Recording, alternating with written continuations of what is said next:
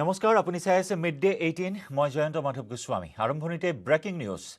Doctor নবনীল Barua গ্ৰেপ্তাৰৰ দাবী দুৰ্ভগীয়া মহিলাৰ জিএনআৰসি আৰু ডক্টৰ নবনীল বৰুৱাৰ বিৰুদ্ধে অভিযোগ ৰোগীৰ মৃত্যুৰ পিছতো আইসিইউত 3 দিনলৈ থৈ দিয়াৰ অভিযোগ উত্থাপন হৈছে চিকিৎসালয়ত মহিলাগৰাকীয়ে ডক্টৰ বৰুৱাক সহায় বিচাৰিছিল কিন্তু মহিলাগৰাকীক ডক্টৰ নবনীল বৰুৱাই দুৰ্ব্যৱহাৰ কৰাৰ অভিযোগ উত্থাপন হয় এতিয়া ন্যায় বিচাৰি দিছপুৰ থানাত উপস্থিত হয় মহিলাগৰাকী ডক্টৰ নবনীল বৰুৱাৰ বিৰুদ্ধে দিছপুৰ থানাত ৰুজু কৰিব এজাহাৰ ভুক্তভোগী মহিলাই ডক্টৰ নবনীল বৰুৱাক আজি দিছপুৰ থানাত জেৰা চলোৱা হয় বিতৰ্কিত মডেল ৰাজকন্যা বৰুৱাৰ সন্দৰ্ভত আজি আদালতত আজি আৰক্ষী থানাত হাজিৰ হয় ডক্টৰ নবনীল বৰুৱা ডক্টৰ নবনীল বৰুৱাক জেৰা কৰাৰ সময়তে এইবাৰ এগৰাকী দুৰ্ভগীয়া মহিলা দিছপুৰ থানাত উপস্থিত হৈ কেতবোৰ অভিযোগ উত্থাপন কৰে ডক্টৰ নবনীল বৰুৱাৰ বিৰুদ্ধে সমান্তৰালকৈ জিএনআৰসিৰ বিৰুদ্ধে অভিযোগ মহিলাগৰাকীৰ ৰোগীৰ মৃত্যুৰ পিছতো আইসিইউত 3 দিনলৈ থৈ দিয়া হৈছিল মৃত ৰোগীগৰাকীক এই অভিযোগ উত্থাপন কৰে মহিলাগৰাকীয়ে চিকিৎসালয়ত মহিলাগৰাকীয়ে ডক্টৰ বৰুৱাক সহায় বিচাৰিছিল কিন্তু মহিলাগৰাকীক ডক্টৰ নবনীল বৰুৱাই দুৰ্ব্যৱহাৰ কৰাৰ অভিযোগ উত্থাপন কৰে মহিলাগৰাকীয়ে আৰু এতিয়া ন্যায় বিচাৰি দিছপুৰ থানাত উপস্থিত হৈছে মহিলাগৰাকী ডক্টৰ নবনীল বৰুৱাৰ বিৰুদ্ধে দিছপুৰ থানাত ৰুজু কৰিব এজাহাৰ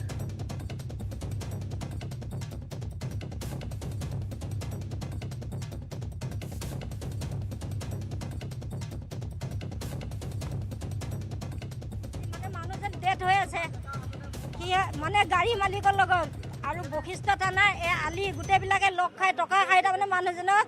ভেণ্টিলেশ্যন এৰাই দি কোভিড মাৰি পেলাই কোভিড কৰি থৈ দিছে সেইকাৰণে মোক সোমাব দিয়া নাই সিহঁতে এইবিলাক চাল কৰি মোক পেচেণ্টটো উলিয়াই নিদিয়ে পিছত জোৰ জবৰদস্তিকে আনি মই জি এম চিত নি ভৰাই দিওঁ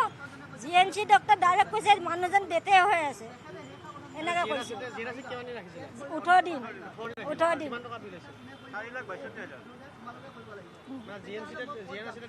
ডেথ হৈ গৈছে 4 দিন হৈছে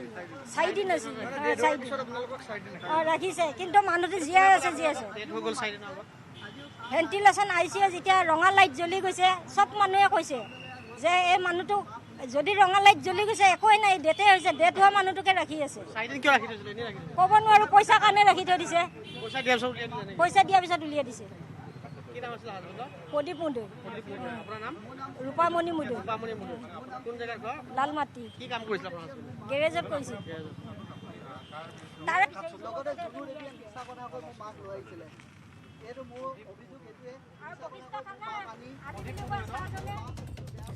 আৰু সেয়া আছিল সেই দুৰ্ভগীয়া মহিলাগৰাকী আজি দিছপুৰ থানাত ডক্টৰ নবনীল বৰুৱাক জেৰা কৰাৰ সময়ত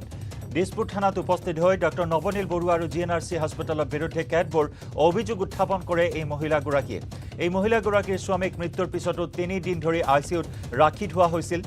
আৰু এই বিষয়ত সহায় বিচাৰিছিল ডক্টৰ নবনীল বৰুৱাৰ পৰা এই মহিলাগৰাকীয়ে কিন্তু সহায় কৰাৰ পৰিৱৰ্তে মহিলাগৰাকীক দুৰ্ব্যৱহাৰ কৰাৰ অভিযোগ উত্থাপন হয় আৰু তেখেতৰ দায়িত্ব ইমানে যে মানুহজনক মিছা কথা কৈ আনি জিএনআৰসি দিলে তেখেতৰ দায়িত্ব ফিনিছ আৰু তেখেতে কৈছিলে যে নেপালৰ ডক্টৰ আহিব আৰু তোমালোকে নেপালত গৈ ডক্টৰ চিকিৎসা কৰিব নোৱাৰিবা গতিকে মই লৈ যাওঁ অহা যোৱা চব ফ্ৰী আছে আৰু 3000মান টকাতে প্ৰায় বস্তুটো ফিনিছ হৈ যাব তেতিয়া মই ভাবিলোঁ যদি আমি দুখীয়া মানুহ 2-3 হাজাৰ টকা যদি মোৰ মা সুস্থ হৈ উঠে বা সম্পূৰ্ণ দেখা পোৱা হয় তেতিয়াহ'লে লৈ যাওক আপুনি এনেকৈ কোৱাত জুনু দেৱীয়ে মোৰ মাক লৈ আহে জিএনআৰচিলৈ 6 মাইল জিএনআৰচি তাৰপাছত কোনো নেপালৰ পৰা ডক্টৰ অহা নাই ডক্টৰ অংশুমান ডেকাই মোৰ মাক অপাৰেশ্যন কৰিছে আৰু অপাৰেশ্যন কৰা মুহূৰ্তত আমাৰ মাৰ ৰেটিনাটো ফটাই দিছে মোৰ মা এতিয়া বহুত বিষত থাকিব নোৱাৰে আজি 2 মাহৰ পৰা মোৰ মা বিচনাত পৰি আছে আৰু তেখেতলোকক মই সুধিব আহিলে তেখেতলোকে কয় আমি অপাৰেশ্যন কৰা বেছ কৰি দিলোঁ এতিয়া চকুৱে দেখি নাপায় আমি কি কৰিব লাগে মই 7 তাৰিখে অভিযোগ কৰিছোঁ চকুটো খুলি দিয়াৰ পাছতে চকুৱে দেখি নাপায় বিষত থাকিব নোৱাৰে ছাৰ এইটোতো এনেকুৱা নহয় অপাৰেশ্যন কৰিলে দেখিব লাগিছিলে তেখেতে কৈছে যে দেখি নাপায় মই কি কৰিম এতিয়া অপাৰেশ্যন কৰিব লাগে মই কৰি দিলোঁ অংশুমান দেখাই কৈছে জিএনআৰসি তেওঁ ডক্টৰ হয় চকু ডক্টৰ তেখেতে কৈছে যে দেখি নাপায় মই কি কৰিম মই ডক্টৰহে মই অপাৰেশ্যন কৰিব লাগে মই কৰি দিছোঁ এতিয়া ৰেটিনাটো ফাটি গৈছে মই কি কৰিম গতিকে তোমালোকে বেলেগত লৈ যোৱা বেলেগত চিকিৎসা কৰাগে নেতালত লৈ যোৱা বুলি কৈছে মই বোলে নেতালৈ লৈ গ'লেতো বহুত টকা খৰচ হ'ব গতিকে আপুনি কিবা এটা কৰক আপোনাৰ মোৰ ঠাইত মেচিনে নাই মই কি কৰিম তেখেতে মোক তেনেকৈ কৈ পঠাই দিছে পঠাই দিয়াৰ পিছত তেখেতৰ যি কৰ্তৃপক্ষ তেওঁলোকৰ মেনেজাৰৰ লগত মই ডিছকাছ কৰিলোঁ মেনেজাৰ লোকেও মোক কয় যে তুমি কি ব্যৱস্থা কৰাগে আমাৰ ইয়াত এইবিলাক মেচিন নাই তোমালোকে আমি ইমানে আমি লিখি দিব পাৰোঁ বেলেগত লৈ যাওক বুলি তেতিয়া তেওঁলোকৰ কথা শুনি মই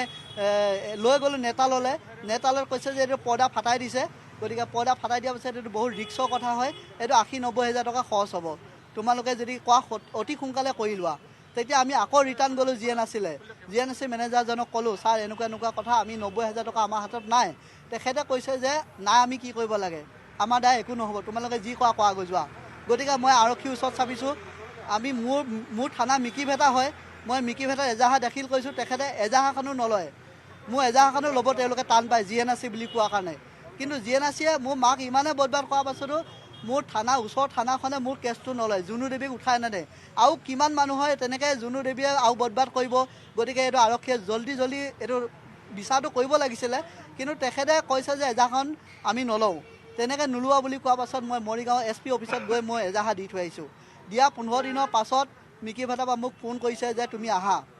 তেতিয়া মই নাছিলোঁ ঘৰত, মোৰ মাইকী মানুহ গ'ল, GNRC মানুহ গৈছে, আৰু GNRC মানুহৰ লগত বুজা পোৱা হৈ মোৰ যিখন এজাহাৰ তেখেতলোকে কেঞ্চেল কৰি পেলাইছে। মই পাছদিনাখন যেতিয়া মই পাছত গৈছোঁ, মোৰ এজাহাৰখন কি হ'ল ছাৰ, কেছটো আপুনি ৰেজিষ্টাৰ কৰিবনে? কৈছে যে ফাল্টু কথা পাতিব সময় নাই, তোমাৰ মাইকীক কৈ পঠাইছোঁ যে এইটো ৰেজিষ্টাৰ নহয়, এইটো কেছ হ'ব নোৱাৰে, তোমালোকে গুৱাহাটীত যোৱা, গুৱাহাটীয়ে তোমালোকক গুৱাহাটী থানাত তুমি এজাহাৰ দিয়াগৈ। তেতিয়া মই গুৱাহাটী থানালৈ আহিছোঁ। দিছপুৰ থানাত মই এজাহাৰ 30 তাৰিখৰ পৰা পেলাই থৈছোঁ। 30 তাৰিখৰ পৰা মই ডেইলি অহা যোৱা কৰি আছোঁ। আজিও মই ইয়াত দিছপুৰ থানাতে ৰাতিপুৱা 9টা বজাৰ পৰা থিয় হৈ আছোঁ। মোৰ মাক আজি আনিব অসুবিধা, আৰু ইয়াৰ OC-জনেই কৈছে যে তুমি আজি মাক নানিলেও হ'ব, গতিকে মোৰ মাক অনা নাই। আৰু ইয়াৰ পৰা মোক চিকিৎসা ডক্টৰজনৰ ওচৰত পঠাইছে, GMHত পঠাইছিলে মোৰ মাক চিকিৎসা টেষ্ট কৰিবৰ কাৰণে। আৰু সেই ডক্টৰজনে কৈছে যে কেলে নিউজ কৰিব লাগে, কেলে আপোনালোকে কেছ কৰিব লাগে, তোমালোকে হাৰিবা কি, আমি দুখীয়া মানুহ বুলি আমাৰ সত্য কথাটো আমি হাৰি যাম নেকি? আপোনালোকে এইটো মোক বিশ্বাসন কৰক। মোৰ মাক লৈ গৈছোঁ, মাক চেক কৰাৰ পাছতো ওলাইছে ৰেটিনা প্ৰব্লেম বুলি। তথাপিও ডক্টৰজনে কৈছে যে তোমালোকে কেছ কৰিলে হাৰিবা। গতিকে আপোনালোকে মোক কিবা এটা পৰামৰ্শ দিয়ক, আপোনালোকে মোক সহায় কৰক।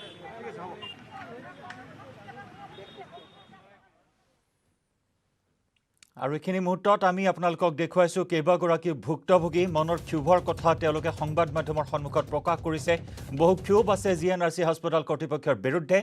আৰু এনে বহু অভিযোগ উত্থাপন হৈছে এই মুহূৰ্তত GNRC হাস্পতালৰ বিৰুদ্ধে বা চিকিৎসকৰ বিৰুদ্ধে। ৰোগীৰ সৈতে গাফিলতি কৰাৰ কেতবোৰ গুৰুতৰ অভিযোগ উত্থাপন কৰি ভুক্তভোগীসকল এতিয়া ন্যায় বিচাৰি আৰক্ষীৰ কাষ চপা পৰিলক্ষিত হৈছে। আজিৰ দিনটোত যি সময়ত ডক্টৰ নৱনীল বৰুৱাক জেৰা চলোৱা হৈছে, GNRC কৰ্তৃপক্ষক জেৰা চলোৱা হৈছে বিতৰ্কিত মডেল ৰাজকন্যা বৰুৱাৰ গোচৰ সন্দৰ্ভত, আৰু তেনে সময়তে কিন্তু বহু ভুক্তভোগী এই মুহূৰ্তত দিছপুৰ থানাত উপস্থিত হোৱা পৰিলক্ষিত হৈছে। কেতবোৰ অভিযোগেৰে তেওঁলোকে আৰক্ষীৰ কাষ চাপিছে, ন্যায়ৰ দাবী কৰি তেওঁলোকে দিছপুৰ থানাৰ সহায় বিচাৰিছে। এই মুহূৰ্তত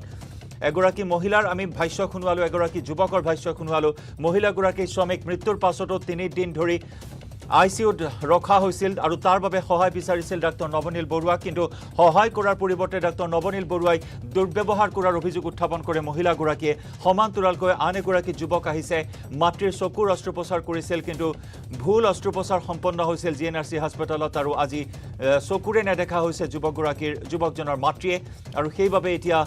কোনো ধৰণৰ উপায় বিচাৰি নাপায় এতিয়া আৰক্ষীৰ কাষ চাপিছে এইসকল ভুক্তভোগী দুৰ্ভগীয়া লোক।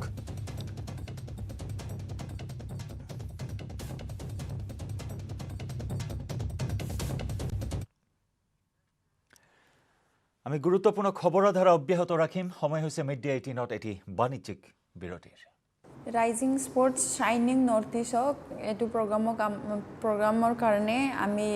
নিউজ 18ক বহুত শুভেচ্ছা জনাইছোঁ। মই ব্যৱহাৰ কৰোঁ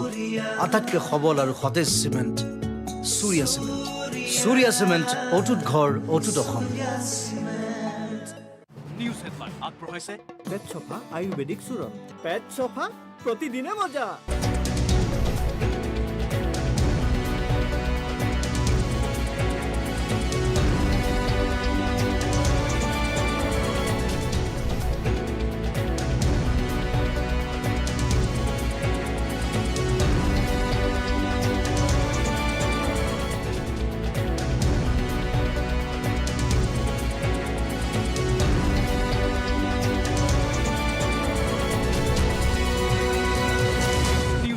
আগবঢ়াইছে পেট চফা আয়ুৰ্বেদিক চূৰণ। পেট চফা প্ৰতিদিনে মজা।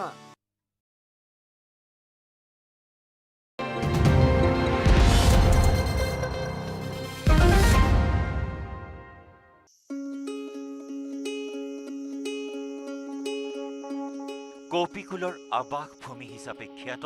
মৰিয়নিৰ হুলুঙাপাৰ গিবন অভয়াৰণ্যত পালন কৰা হয় 67 সংখ্যক বন্যপ্ৰাণী সপ্তাহ। 1 অক্টোবৰৰ পৰা 7 অক্টোবৰলৈকে 67 সংখ্যক বন্যপ্ৰাণী সপ্তাহৰ লগত সংগতি ৰাখি মৰিয়নি বন বিভাগে অভয়াৰণ্যখনত গছপুলি ৰোপণৰ কাৰ্যসূচী গ্ৰহণ কৰিছে। আনহাতে বন্যপ্ৰাণী সপ্তাহৰ লগত সংগতি ৰাখি প্ৰত্যাশা নামৰ বেচৰকাৰী সংস্থাটোৱে হস্তি মানৱৰ সংঘাত ৰোধৰ বাবে গ্ৰহণ কৰিছে এক বিশেষ পদক্ষেপ। মিছন গিবন 2021 নামেৰে সংস্থাটোৱে আৰম্ভ কৰা এই পদক্ষেপ অনুসৰি অভয়াৰণ্যখনত প্ৰায় 200ৰো অধিক ফল মূলৰ লগতে মূল্যৱান গছপুলি ৰোপণৰ পৰিকল্পনা গ্ৰহণ কৰিছে। এই কাৰ্যসূচীৰ আনুষ্ঠানিকভাৱে শুভাৰম্ভণি কৰে যোৰহাটৰ DFO নন্দ কুমাৰে। প্ৰত্যাশাৰ সাধাৰণ সম্পাদক জ্যোতি কুশল দাসে আগধৰা শুভাৰম্ভণি অনুষ্ঠানৰ সভাত সভাপতিত্ব কৰে জয়ন্ত বনিয়াই। এই শুভাৰম্ভণি অনুষ্ঠানত উপস্থিত থাকে বন বিষয়া অৰুণ কলিতা, সমাজকৰ্মী তথা প্ৰত্যাশাৰ উপদেষ্টা মহেন্দ্ৰ তাঁতী, আচ্ছা নেতা মংগল গৰাইক, দীপেন দাস, উৎপল তাঁতীকে ধৰি বহু কেইগৰাকী বিশিষ্ট ব্যক্তি। উল্লেখযোগ্য যে বনাঞ্চলখনৰ ভিতৰত হাতীৰ বাবে পৰ্যাপ্ত পৰিমাণৰ খাদ্য নথকাৰ ফলত খাদ্যৰ সন্ধানত হাতীৰ পালটোৱে জনাঞ্চলত প্ৰৱেশ কৰে, যাৰ ফলত হাতী মানুহৰ সংঘাত বৃদ্ধি পাইছে। वाइल्ड लाइफ वीक माने वन्य प्राणी का हफ्ता तो आमी सेलिब्रेट करि आछे एटू हर बছৰ आमी अक्टोबर 2 तारिख पर 8 तारिख लके एटू सेलिब्रेट करि थाके। ए बছৰ तो आमी तो एटा मिशन तो लइसे मिशन गिबन 2021 एटू मिशन तो एटा फ्लैगशिप स्पीशीज तो आमी सेलेक्ट करि आछे एटू गिबन तो एटू वाइल्ड लाइफ सेंचुरी माने एटू फ्लैगशिप स्पीशीज है बांदर का प्रोजेक्ट तो हात्ता আছে सो एटू माने तो मेन एटू बाकी जगहत माने एटू गिबन तो माने नापाय सो एकाने एटू फ्लैगशिप स्पीशीज आमी माने तो लइसु एटू स्पीशीजत कन्सेंट्रेट करि दी आमी तो माने तो एवाला वाइल्ड लाइफ सेंचुरी तो माने तो आक माने तो भालके माने तो बनाबो तो माने बा एटू आलोचना करि আছে চাহ বাগান মানুহবিলাকে এটু সাপোর্ট কৰিম বুলি কৈছে। এই সংঘাত ৰোধৰ বাবে প্ৰত্যাশাই অভয়াৰণ্যখনৰ ভিতৰৰ লগতে দাঁতিকাষৰীয়া অঞ্চলসমূহত এলিফেণ্ট গ্ৰাছ নামৰ এবিধ ঘাঁহ ৰোপণৰ লগতে হাতী আৰু বান্দৰৰ খাদ্যৰ উপযোগী কিছুমান ফল মূলৰ গছ ৰোপণ কৰাৰ এক দীৰ্ঘম্যাদী আঁচনি হাতত লৈছে।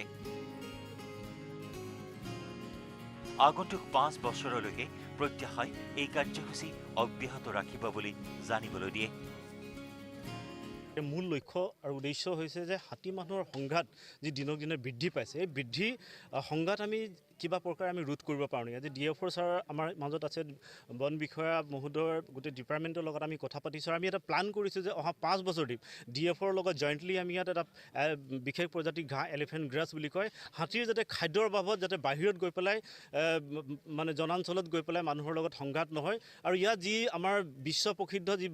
7বিধ প্ৰজাতিৰ বান্দৰ আছে আৰু আমি ইয়াত আজি সকলোকে আমি আচলতে এইটো আমাৰ আনন্দৰ কথা আৰু সুখৰ কথা যে মৰিয়নি অঞ্চলত এই গিবনতে মানে 7বিধ প্ৰজাতিৰ বান্দৰ আছে, পৃথিৱীৰ ক'তো নাই। কিন্তু যি ধৰণে আচলতে গিবন অভয়াৰণ্যখন মৰ্যাদা পাব লাগিছিলে, এইটো চৰকাৰৰ হেমাহিয়ে হওক বা প্ৰশাসন বা আমাৰ ৰাইজৰ কিবা হেমাহিয়ে হওক, যি ধৰণে আচলতে বিশ্বৰ বুকুত পাব লাগিছিলে মৰ্যাদা, সেই পৰ্যায়টো আজি পৰ্যন্ত পোৱা নাই।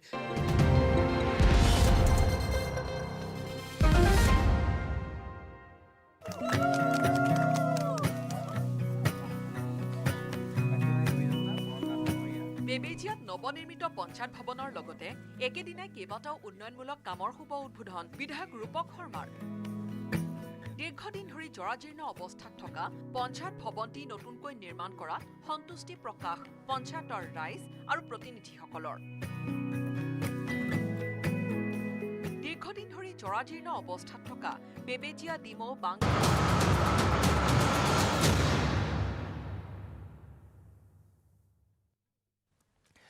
আৰু আন এক গুৰুত্বপূৰ্ণ খবৰ, GNRCৰ চিকিৎসক ডাক্তৰ নৱনীল বৰুৱাক গ্ৰেপ্তাৰৰ বাবে আদালতত আবেদন জনাব আৰক্ষীয়ে। ৰাজকন্যাক ডাক্তৰ নৱনীল বৰুৱাই সুৰক্ষা দিয়া তথ্য প্ৰমাণ লাভ কৰিছে আৰক্ষীয়ে। চিকিৎসক নৱনীল বৰুৱা আৰু GNRCৰ অধীক্ষক সুব্ৰত ভাগৱতীক জেৰা চলোৱা হৈছে।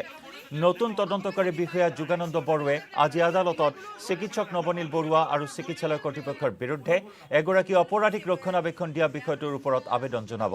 আদালতে মঞ্জুৰি দিলে গ্ৰেপ্তাৰ কৰিব চিকিৎসক নৱনীল বৰুৱাক লগতে জিএনআৰচি কৰ্তৃপক্ষৰ বিৰুদ্ধে ব্যৱস্থা গ্ৰহণ কৰিব আৰক্ষীয়ে ইফালে চাকৰিৰ পৰা নিলম্বিত হ'ব পাৰে যান বাহন শাখাৰ উপ পৰিদৰ্শক শাহিৰ আলী ৰাজকন্যাই দুৰ্ঘটনা সংঘটিত কৰাৰ পিছতেই যি স্বাস্থ্য পৰীক্ষা কৰিব লাগিছিল তাত গাফিলতি কৰিছিল এছআই শাহিৰ আলীয়ে ৰাজকন্যাই সুৰাপান কৰিছিল নে নাই তাৰ পৰীক্ষা কৰা হোৱা নাছিল মেডিকেলত যাৰ ফলত গোচৰটোৰ এজাহাৰত উল্লেখ নাছিল ৰাজকন্যাই সুৰাপান কৰাৰ কথা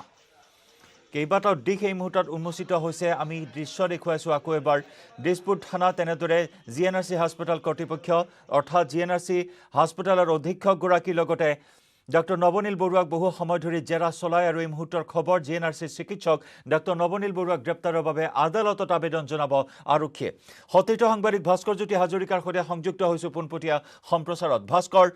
এই মুহূৰ্তৰ খবৰ যে আদালতত আবেদন জনোৱা হ'ব ডক্টৰ নৱনীল বৰুৱাক গ্ৰেপ্তাৰ কৰাৰ ক্ষেত্ৰত গতিকে সম্ভাৱনা আহি পৰিছে যে ডক্টৰ নৱনীল বৰুৱাক অতি শীঘ্ৰেই হয়তো গ্ৰেপ্তাৰ কৰা হ'ব পাৰে আদালতে সেউজ সংকেত দিলে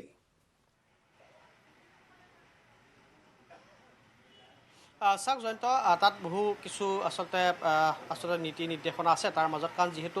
এগৰাকী চিকিৎসক তেওঁ চিকিৎসকগৰাকীক পোনপটীয়াকৈ আচলতে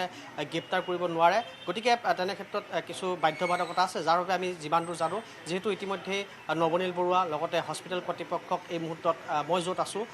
অঞ্জনা আৰু মই তাৰ মোৰ পিছফালে সেই তাত কোঠাত আচলতে সোধপোছ কৰি থকা হৈছে 10 বজাৰ ঠিক 10:30 বজাৰ পৰা আৰম্ভ কৰিছিলে সোধপোছ এতিয়া 12:20 হৈছে এতিয়াও তেওঁলোকক সোধা পোছা কৰি থকা হৈছে আৰু আমাৰ হাতত যি তথ্য আহি পৰিছে হয়তো যিহেতু চিকিৎসক নৱনীল বৰুৱাই এগৰাকী অপৰাধীক আচলতে ৰক্ষণাবেক্ষণ দিছিলে লগতে চিকিৎসালয় কৰ্তৃপক্ষই এগৰাকী অপৰাধীক ৰক্ষণাবেক্ষণ দিছিল আৰু সেই অভিযোগৰ ভিত্তিক আচলতে সকলো তথ্য ইতিমধ্যে সংগ্ৰহ কৰি যিগৰাকী তদন্তকাৰী বিষয়া আছে যোগানন্দ বড়ো তেওঁ আজি বিয়লি আদালতত দাখিল কৰিব আৰু কিন্তু গ্ৰেপ্তাৰৰ ক্ষেত্ৰত যদি চাই গ্ৰেপ্তাৰৰ প্ৰসংগত যদি আপুনি কয় গতিকে গ্ৰেপ্তাৰ কৰিব লগা হ'লে কিন্তু এখন মেডিকেল বোৰ্ড যি ধৰণে মেডিকেল বোৰ্ডৰ প্ৰতিবেদনত স্পষ্ট হৈছিল যে হস্পিটেলখনে বা জিএনআৰচি কৰ্তৃপক্ষই আচলতে অজুহাতত কোনো কাৰণ নোহোৱাকৈ আচলতে ৰাজকন্যাক তেওঁলোকে হস্পিটেলত চিকিৎসাধীন কৰি ৰাখিছিলে যি মুহূৰ্তত আচলতে ৰাজকন্যাক কোনো আই চি ইউৰ প্ৰয়োজন নাছিলে তেওঁলোকে তাত ৰাজকন্যাক আই চি ইউ দিছিলে গতিকে ঠিক একেদৰে এখন মেডিকেল বোৰ্ডৰ প্ৰয়োজন হ'ব সেই মেডিকেল বোৰ্ডেহে আচলতে তেওঁলোকক মেডিকেল বোৰ্ডলৈ আপিল কৰিব লাগিব বা আবেদন জনাব লাগিব সেই আবেদন জনোৱাৰ পাছত মেডিকেল বোৰ্ডে যেতিয়া সেয়া সন্মতি দিব তাৰ পাছতে আচলতে চিকিৎসকগৰাকীক গ্ৰেপ্তাৰ কৰিব পাৰিব কিন্তু এই মুহূৰ্তত এইটো খবৰ ডাঙৰ খবৰ এইটোৱে যে আমি যিমান দূৰ জানো বিয়লি ভাগত আচলতে সমগ্ৰ তথ্যসমূহ লৈ আদালতত দাখিল কৰা হ'ব আৰু আদালতে হয়তো সেই মেডিকেল বোৰ্ড গঠন কৰি দিয়াৰ পাছত সেই মেডিকেল বোৰ্ডৰ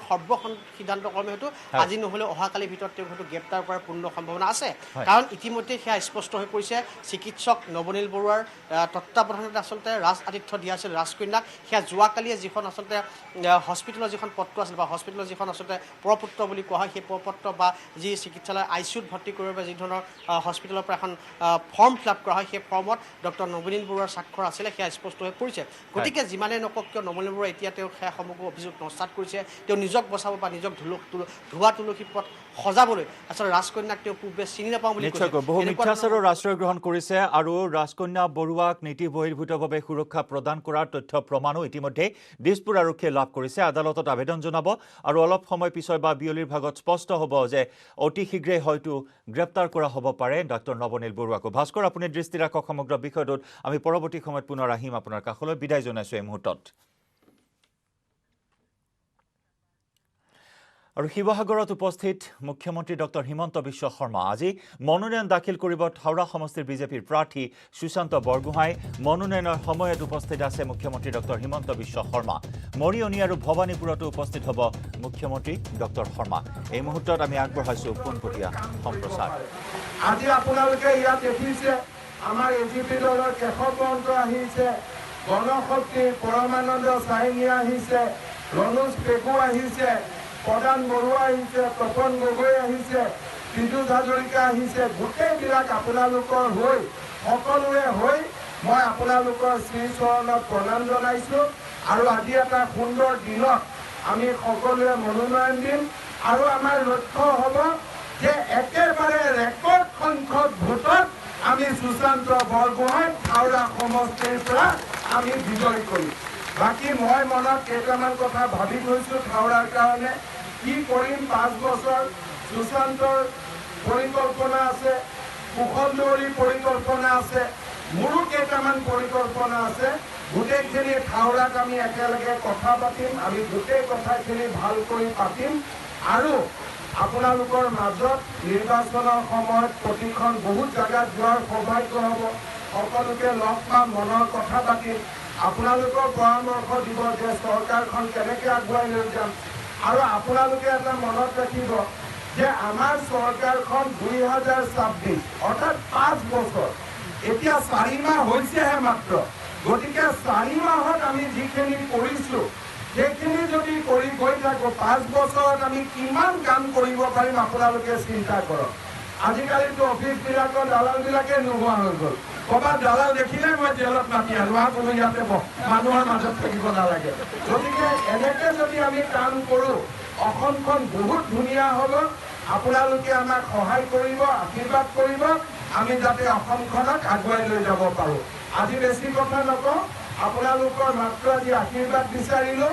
আৰু মোৰ বিশ্বাস যে সুশান্ত আৰু কুশল দুয়োজনে লগ লাগি হাওৰা সমষ্টিত বহুত আগুৱাই লৈ যাব গাড়ী দুখন সিহঁতি চলাব পেট্ৰল দি ঢালি থাকিব লাগে আমি ঢালি থাকিম আৰু যিমানখিনি পেট্ৰল দিব লাগে আমি দিম যাতে গাড়ীখন চলি গৈ থাকে হ'ব বহুত বহুত ধন্যবাদ এতিয়া আমি মনোনয়ন দিবৰ কাৰণে একেলগে সকলোবোৰ যাম বহুত বহুত ধন্যবাদ মোৰ লগত একেলগে ক'ব ভাৰত মাতা কি ভাৰত মাতা কি ভাৰত মাতা কি জয় আই অসম জয় আই অসম বহুত বহুত ধন্যবাদ আৰু সেয়া শিৱসাগৰৰ পৰা মুখ্যমন্ত্ৰী ডক্টৰ হিমন্ত বিশ্ব শৰ্মা আজি মনোনয়ন দাখিল কৰিব থাওৰা সমষ্টিৰ বিজেপিৰ প্ৰাৰ্থী সুশান্ত বৰগোহাঁই মনোনয়নৰ সময়ত উপস্থিত আছে মুখ্যমন্ত্ৰী ডক্টৰ হিমন্ত বিশ্ব শৰ্মা আৰু এই মুহূৰ্তত মনোনয়ন পত্ৰ দাখিল কৰিবলৈ সদল বলে যাব আৰু তাৰ বাবে সকলোকে আহ্বান জনাইছে মুখ্যমন্ত্ৰী ডক্টৰ হিমন্ত বিশ্ব শৰ্মাই লগতে মৰিয়নীতো আজি মনোনয়ন পত্ৰ দাখিল কৰিব বিজেপিৰ প্ৰাৰ্থী ৰূপজ্যোতি কুৰ্মীয়ে মৰিয়নীতো উপস্থিত হ'ব মুখ্যমন্ত্ৰীগৰাকী সমান্তৰালকৈ ভৱানীপুৰতো উপস্থিত হ'ব মুখ্যমন্ত্ৰী ডক্টৰ শৰ্মা ভৱানীপুৰৰ বিজেপিৰ প্ৰাৰ্থী ফণীধৰ তালুকদাৰক মনোনয়ন পত্ৰৰ জমা দিয়াৰ সময়ত সংগ দিব মুখ্যমন্ত্ৰীগৰাকী আৰু এইবাৰ থাওৰা সমষ্টিৰ বিজেপিৰ প্ৰাৰ্থী সুশান্ত বৰগোহাঁইৰ বাবে মনোনয়ন দাখিল কৰিবলৈ ওলাইছে মুখ্যমন্ত্ৰী ডক্টৰ হিমন্ত বিশ্ব শৰ্মাই এই মুহূৰ্তত